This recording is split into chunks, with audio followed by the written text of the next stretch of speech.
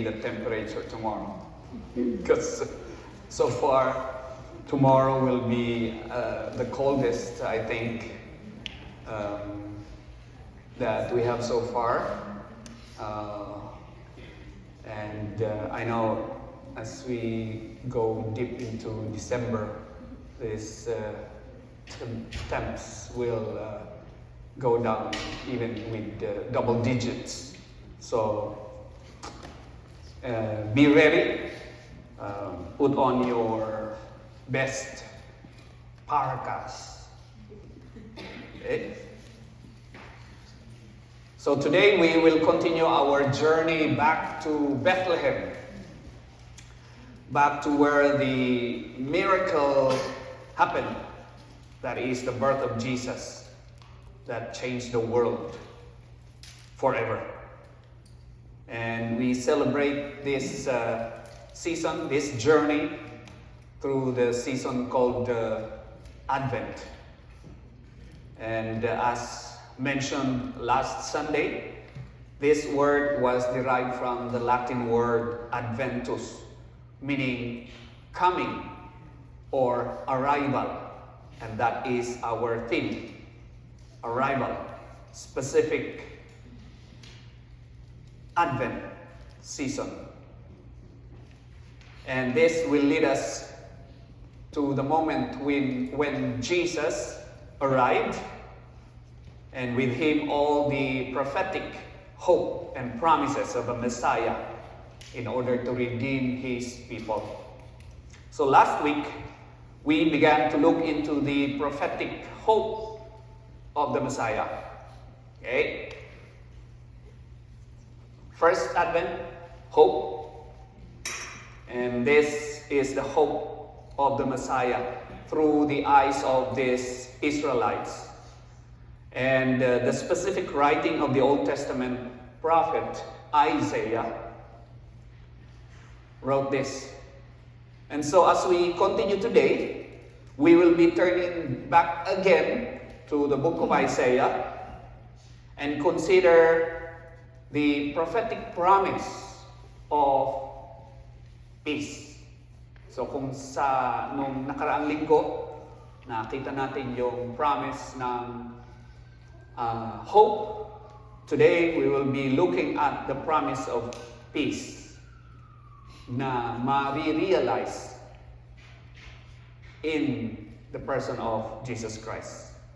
Now, I know it seems like very improbable kung mapapansin nyo yung ating situation right now, where in our world, where wars and rumors of wars, divisions are the number one content of the news. Kaya nga sabi ko, parang very improbable itong promise na ito because of what we are experiencing, the situation that we are seeing, not only in a region, but throughout the world. But it is from this improbability, it is from this situation that we turn our eyes to Christ. And we remember the words of the Apostle Paul to the Philippians chapter 4, verse 6 and 7, when he said, "Do not be anxious about anything, but in everything by prayer and supplication, with thanksgiving, let your requests be made known to God." Minsan yun lang alam natin, pero yung second part, hindi natin nakikita. "And the peace of God, which surpasses all understanding, will guard your hearts and your minds in Jesus Christ." And so if you are feeling anxious, if you are feeling overwhelmed, if you are feeling discouraged, if you are feeling fearful and frustrated this holiday season, Siguro dahil hindi kayo nakapag-shopping. Or yung inyong shopping ay in transit pa din. Alam ko may mga ilan sa inyo na hinihintay pa rin yung na shopping nyo, pero hanggang ngayon in transit. Dahil ang Canada Post ay strike pa din. Meron akong dalawa. Last week pa in transit. Mukhang hindi aabot sa Pasko. It's good Levi's do not use Canada Post. We use ano yung ginagamit namin?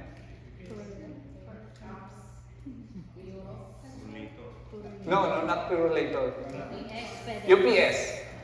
Okay? We use UPS. So, kung nag-order kayo ng Levi's, kinabukasan nandiyan na. Okay. The kind of weather we have,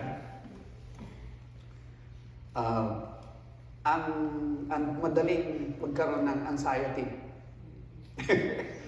Right? If you have that feeling, I want you to know you're in the right place today. Why?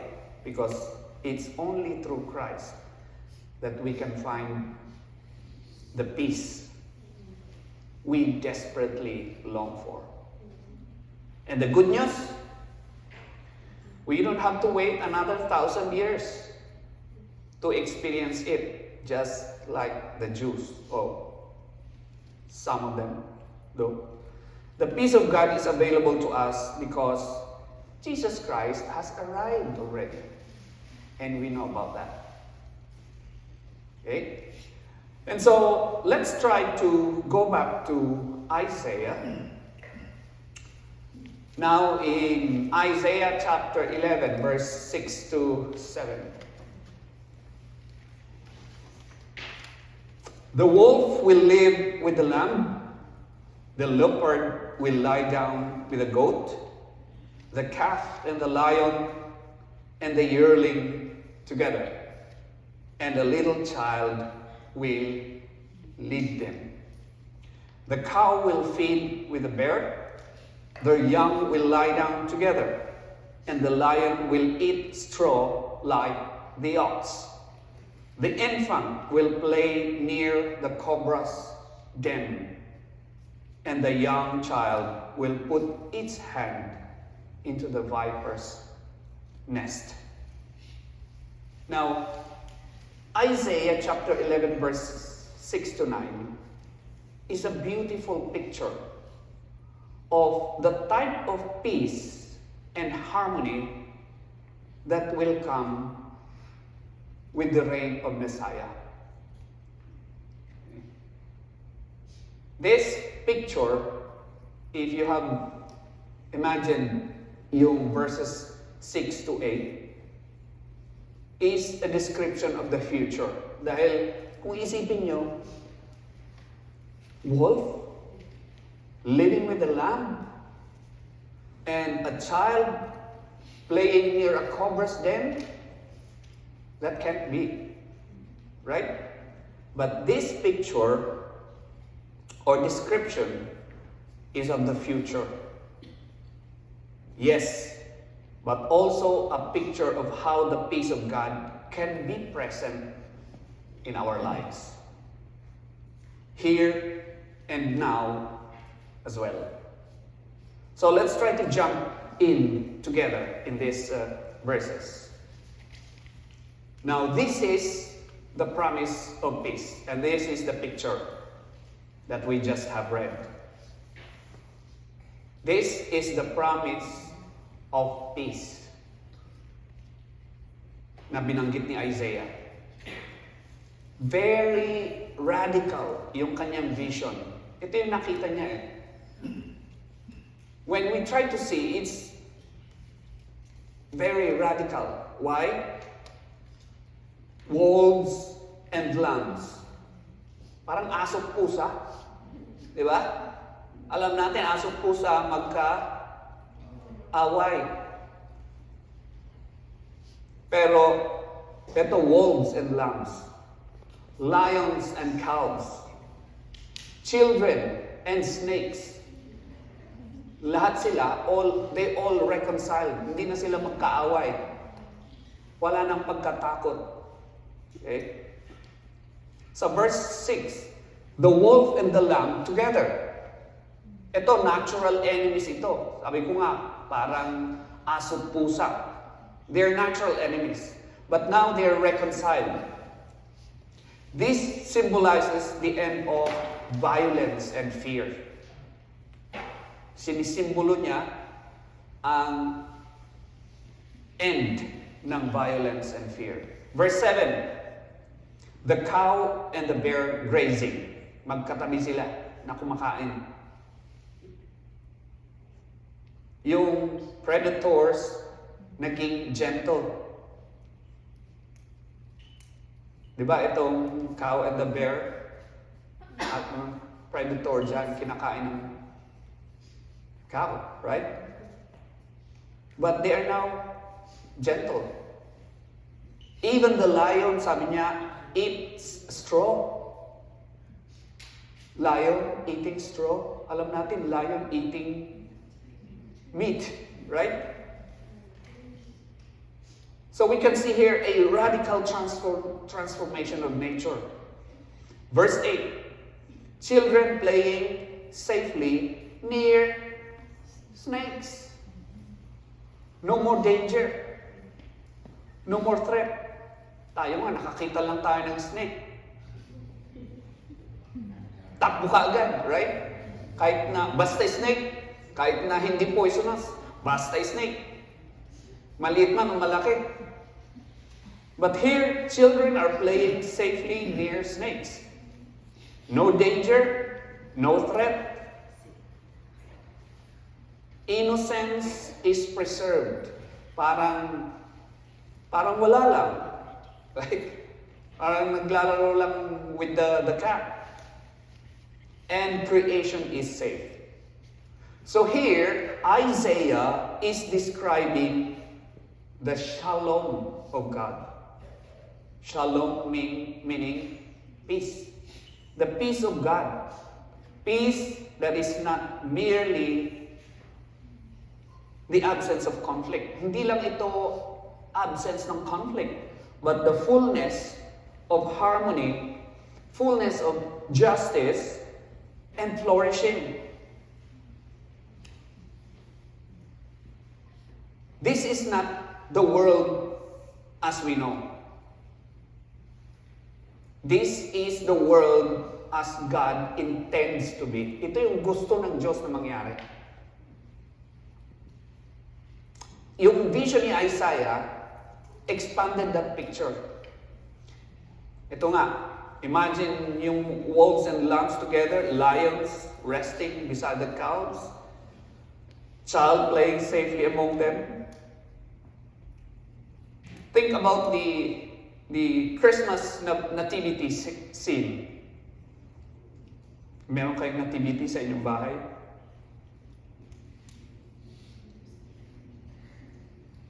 Kami meron. Because in a house, kung magde-decorate ka ng Christmas, dapat yon ang numero unong dekorasyon mo. Okay? Remember yung naging controversial yung paglagay ng McDonald's store ng nativity sa kanilang front store. Okay? You remember that before? Na ayaw ng mga ibang tao? Because they don't want. Yes, it's Christmas. But people doesn't want to showcase yung reason kung bakit may Christmas. Yung nativity mismo ang number one na reason kung bakit may Pasko. And so, every Christmas, that should be the number one decoration or number one scene in every Christmas. Hindi yung Santa Claus. Okay? So think of the Christmas nativity. Kung minsan naglalagay tayo ng mga animals, anong nilalagay natin? Lamb, my sheep, my oxen, my donkey around the manger. Donkey lang yata ang meron sa akin. Ay sheep, may isang lamb. Imagine a zoo where the lion's cage is open.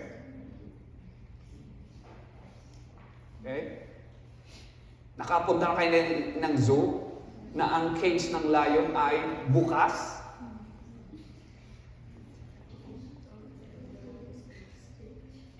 And instead of fear, children walk in it and pet the lion na parang aso. That's the radical peace na minention ni Isaiah sa kanyang envision. This is the peace that Christ will bring.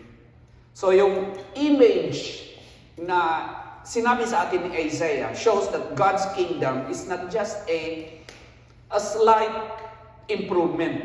Hindi lang siya slight improvement, kundi it's actually a new creation. Bagong creation. What seems impossible becomes reality under Christ's reign. So Advent reminds us that Christ's coming is not only about personal salvation, but about cosmic renewal. Peace for all creation. That is the prophecy that's coming from Isaiah. And sabi niya, a little child leads them. The child who leads them. Yung vision na ito points to the reign of Jesus Christ. Na ang mention din ni Isaiah sa chapter 11 ng verse 1, sabi niya, the shoot from the stump of Jesse. The shoot from the stump of Jesse. You remember who Jesse is? Who is Jesse?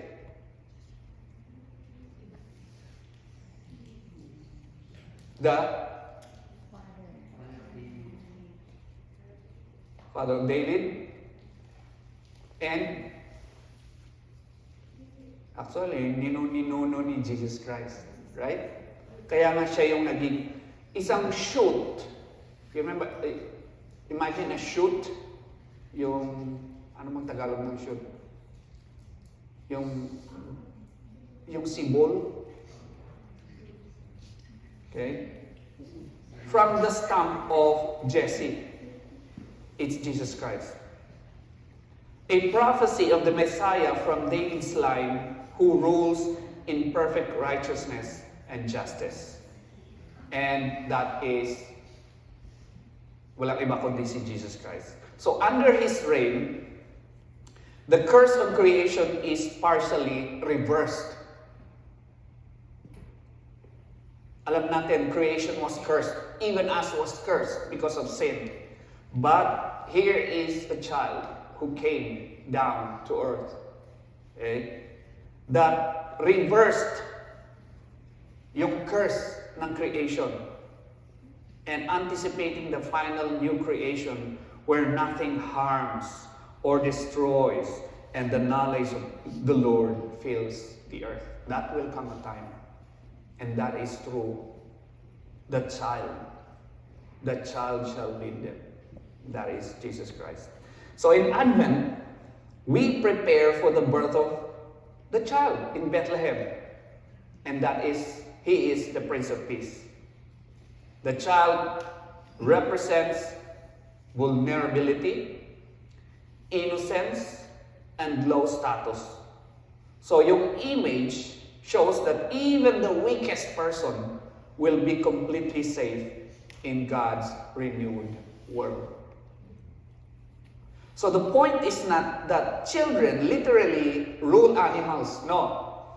But that the coming kingdom will be so peaceful that the usual fear, yung usual na fear and danger of this world, hindi na siya mag-i-exist. Wala na yan. It will no longer exist. There's no more fear. The usual fear, the usual danger will no longer exist. Why? Because Christ comes to redeem us. And that is the promise. The peace that comes from Jesus Christ. He comes not with armies. He comes not with political power. But as a vulnerable infant, the baby. Now, God's peace begins with humility. And that is what He did, right? He came down to us. In Jesus, hostility is broken down between the Jews and the Gentiles, between the slave and the free, between the male and the female. Remember, if yung naibibigay ng bata sa atin, yung kids, sometimes children can soften hardened hearts. Okay? Especially if the kid is so cute. A child's laughter can bring enemies together. Di ba? May ang daming nagkakasundong pamilya dahil lang sa apo. Right? In the same way, Christ as a child leads us into reconciliation.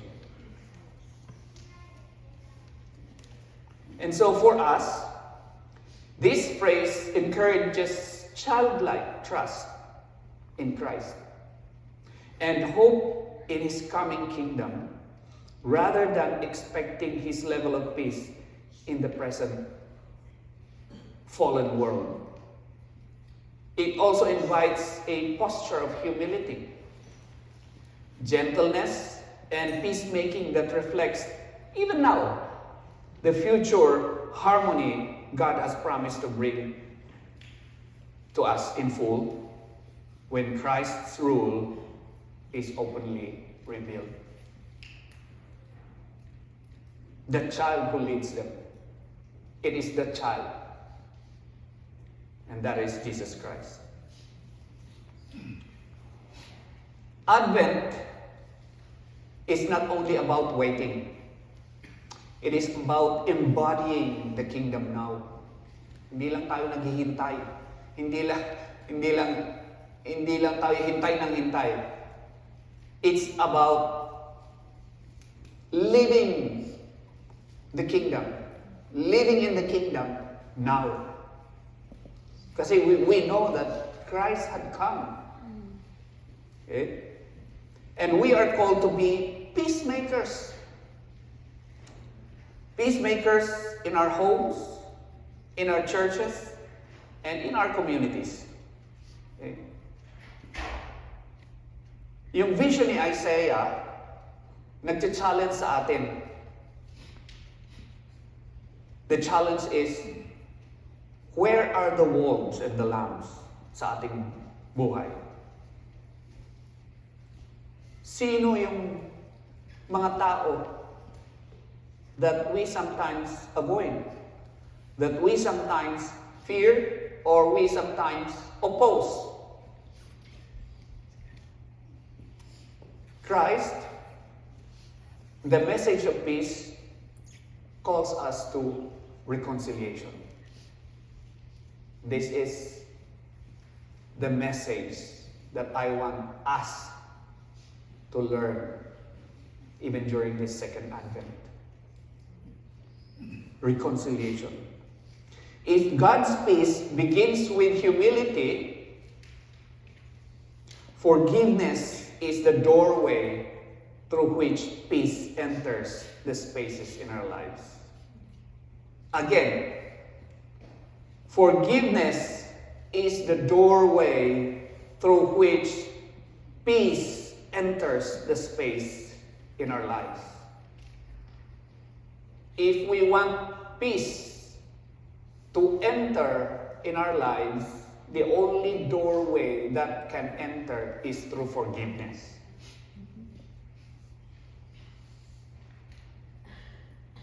Kasi hindi ka magkakaroon ng peace kung wala kang forgiveness, pagpapatawad.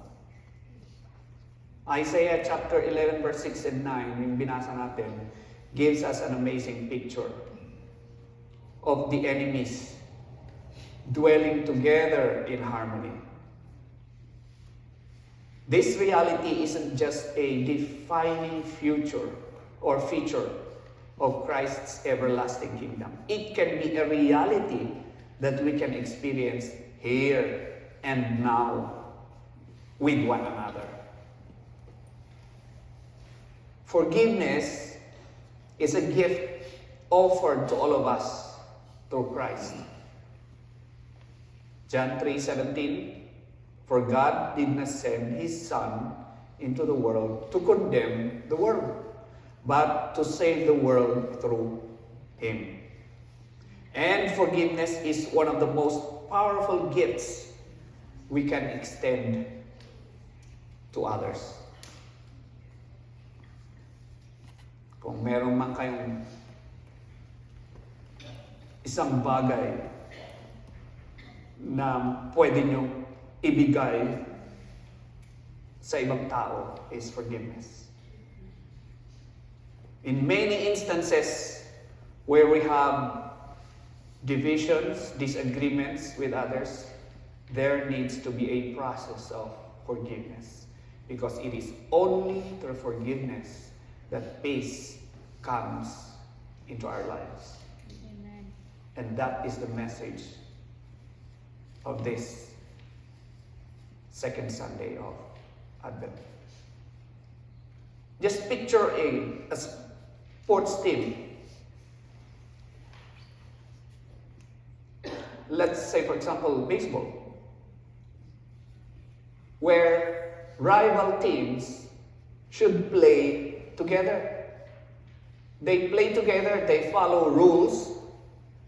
At first, there's tension, right?